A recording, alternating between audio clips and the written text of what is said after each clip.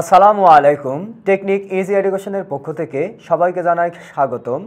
সপ্তম শ্রেণীর ইসলাম ও নৈতিক শিক্ষার তৃতীয় অধ্যায়ের যে বিষয়টি আমরা জানব তা হচ্ছে কোরআন ও হাদিস শিক্ষা। যেহেতু তৃতীয় অধ্যায়ের সম্পূর্ণ আলোচনাই হচ্ছে কোরআন ও হাদিস শিক্ষা নিয়ে, তো আমরা দেখে নেব কোরআন ও হাদিস শিক্ষার পরিচয় সম্পর্কে।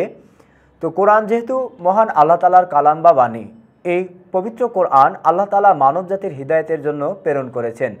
তো মানুষের হিদায়তের জন্য যেহেতু পবিত্র কোরআন মাজিদ নাজিল হয়েছে, এটি হজরত জিবরাইল আলাইহিস সালামের মাধ্যমে হজরত মুহাম্মদ সাল্লাল্লাহু আলাইহি সাল্লামের ওপরে নাজিল হয়। এই পবিত্র কোরআন আল্লাহ তাআলা মানুষকে শিক্ষা দিয়েছেন এতে যে কোন পথে চলতে হবে, কোন পথ থেকে বিরত থাকতে হবে। রাসূলুল্লাহ সাল্লাল্লাহু আলাইহি সাল্লাম ছাড়াও নবী রাসূলগণ মানুষকে আল্লাহ তাআলার একত্ববাদের, আল্লাহ তাআলার নির্দেশনা সমূহ হাতে কলমে শিক্ষা দিয়েছেন। তন্মধ্যে একটি শিক্ষণীয় আমরা দেখেছি যে রাসূলুল্লাহ সাল্লাল্লাহু আলাইহি সাল্লামের কথা, কাজ এবং সম্মতিকে মূলত হাদিস বলা হয়। তো রাসূলুল্লাহ সাল্লাল্লাহু আলাইহি সাল্লাম এই কোরআনের, পবিত্র কোরআনের ব্যাখ্যা দিয়েছেন, অর্থাৎ আল কোরআনের ব্যাখ্যা স্বরূপ তিনি তার হাদিস বর্ণনা করেছেন। তো আমরা এখন আরেকটি বিষয় জানবো, সেটা হচ্ছে যে রাসূলুল্লাহ সাল্লাল্লাহু আলাইহি সাল্লাম তিনি যেহেতু সবসময় মানুষের মুক্তি কামনা করতেন, আর এই মুক্তির পয়গম নিয়ে আসলেন হযরত জিবরাইল আলাইহিস সালাম। তিনি এসে রাসূলুল্লাহ সাল্লাল্লাহু আলাইহি সাল্লামের কাছে পবিত্র কোরআন অর্থাৎ আল্লাহ তাআলার কালাম তাকে শিক্ষা দিলেন। তো রাসূলুল্লাহ সাল্লাল্লাহু আলাইহি সাল্লাম আমরা জানি তিনি যখন হেরা গুহাতে ধ্যানমগ্ন থাকতেন, রাসূলুল্লাহ সাল্লাল্লাহু আলাইহি সাল্লাম তিনি হেরা গুহায় ধ্যানমগ্ন থাকতেন। আর এই হেরা গুহায় থাকা অবস্থাতে যখন তার বয়স 40 বছর হয়েছিল, তখন আল্লাহ সুবহানাহু ওয়া তাআলা তার উপরে পবিত্র কোরআনের সূরা আলাক এই সূরা আলাকের প্রথম 5টি আয়াত, অর্থাৎ প্রথম আলাকের 5টি আয়াত নাজিল করলেন। 5টি আয়াত নাজিল করলেন। এই 5টি আয়াত নাজিল করার মাধ্যমে রাসূলুল্লাহ সাল্লাল্লাহু আলাইহি সাল্লামের ওপরে যেহেতু প্রথম কোরআন নাজিল হলো, রাসূলুল্লাহ সাল্লাল্লাহু আলাইহি সাল্লামের দীর্ঘ 23 বছর অর্থাৎ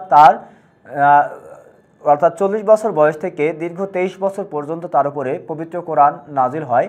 আর এই পবিত্র কোরআনে আল্লাহ তাআলার সকল হুকুম, আহকাম এবং বিধিবিধান বা নির্দেশ, আদেশ, নিষেধ এগুলো সবই উল্লেখ করা আছে। এইভাবে পবিত্র কোরআন আমাদেরকে যেহেতু আল্লাহর রাসূল এবং আল্লাহ তাআলা শিক্ষা দিয়েছেন।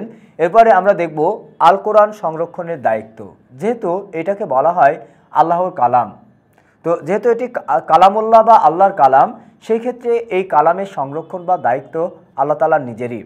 আল্লাহ সুবহানাহু ওয়া তাআলা তাই বলেন যে আমি এই কোরআনকে আপনার কাছে পাঠ করার জন্য সহজ করে দিয়েছি। তাছাড়াও যেহেতু এই কোরআন আল্লাহ তাআলা তাই একটি আয়াতের মধ্যে উল্লেখ করেছেন বাল হুয়া কুরআনুম মাজিদুন ফি লাউহি মাহফুজ, আর এটি আল্লাহর কালাম যা লাউহে মাহফুজে আল্লাহ তাআলা সংরক্ষণ করে রেখেছে। তো এর মাধ্যমে আমরা বুঝতে পারি যে এই কোরআন যেহেতু আল্লাহর কালাম আর তিনি এর সংরক্ষণের দায়িত্বে আছেন, তার মানে আল্লাহ সুবহানাহু ওয়া তাআলা এই দায়িত্বে থাকার কারণে আজ অবধি, অর্থাৎ আজ থেকে 1400 বা 1450 বছর আগে যে কোরআন নাজিল হয়েছে, আজ অবধি এই কোরআনের একটি হরকত, নুক্তা বা কোনো কিছু পরিবর্তন হয় নাই। আল্লাহ সুবহানাহু ওয়া তাআলা যেভাবে উল্লেখ করেছেন সেভাবেই এটা বর্ণিত হয়েছে। এরপরে আছে কি আল কোরআনের সংরক্ষণ। কিভাবে কোরআনের সংরক্ষণ করা হয়? যেহেতু এই কোরআন সংরক্ষণের পদ্ধতি হচ্ছে যে আল্লাহ সুবহানাহু ওয়া তাআলা এটি মানুষদেরকে, সেই সময় আরবের লোকদের স্মৃতিশক্তি ছিল অনেক বেশি, তাই এই কোরআন তারা মুখস্থ করে রাখতো। তো যেহেতু কোরআনকে মুখস্থ করাকে বলা হয় হিফজ করা, আর যারা হিফজ করে তাদেরকে বলা হয় হাফিজ, অর্থাৎ কোরআন যারা হিফজ করেছে তাদেরকে হাফিজ বলা হয়।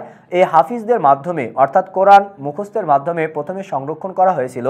যেহেতু রাসূলুল্লাহ সাল্লাল্লাহু আলাইহি সাল্লামের জীবিত থাকা অবস্থাতে কোরআন মাজিদ লিখে রাখা নিষিদ্ধ ছিল, অর্থাৎ কোরআন গ্রন্থাকারে ছিল না।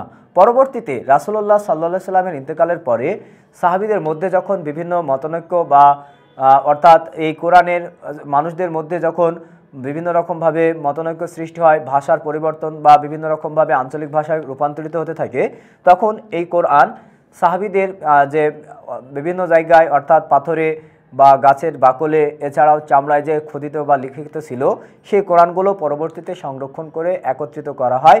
এভাবে আল কোরআন সংরক্ষণ করা হয়েছিল। তো আজ অবধিও যেহেতু আমরা জানি যে কোরআনের যে সময় কোরআন মাজিদ আল্লাহ তাআলা নাজিল করেছিলেন সেই সময় আরবদের মেধাশক্তি বা স্মৃতিশক্তি অনেক বেশি ছিল। তারা কোনো বিষয় বা কোনো কিছু একবার শুনলে তা মনে রাখতে বা তাদের কোনো কষ্ট হতো না, তাছাড়াও তারা অনেক দিন পর্যন্ত সেগুলো মনে রাখতে পারত। এই জন্য হয়তোবা আল্লাহ তাআলা তাদেরকে স্মৃতিশক্তি বাড়ায় দিয়েছিলেন যাতে তারা এই কোরআন সংরক্ষণ করতে পারে বা এই কোরআনকে তারা অর্থাৎ মুখস্থ রাখতে পারে। এইভাবেই কোরআন মাজিদ সংরক্ষণ হয়েছিল। তো শিক্ষার্থী বন্ধুরা, এই অংশের বা এই পর্বের আমরা যে বিষয়টি জানলাম সেটা হচ্ছে কিভাবে কোরআন মাজিদ সংরক্ষণ করা হয় আর আল্লাহ তাআলা কিভাবে এই কোরআনকে সংরক্ষণ করেছেন। এরপরে কোরআন ও হাদিসের যে শিক্ষার মধ্যে আমরা রাসূলুল্লাহ সাল্লাল্লাহু আলাইহি ওয়াসাল্লামের বিষয়গুলো দেখেছি যে তিনি কখন কিভাবে কোরআন মাজিদ প্রাপ্ত বা লাভ করলেন আর মানুষের মাঝে বা কিভাবে শিক্ষা দিয়েছিলেন, এগুলো আমরা জানলাম। তো এই ছিল এই পর্বের আলোচনার বিষয়। আসসালামু আলাইকুম ওয়া রাহমাতুল্লাহ।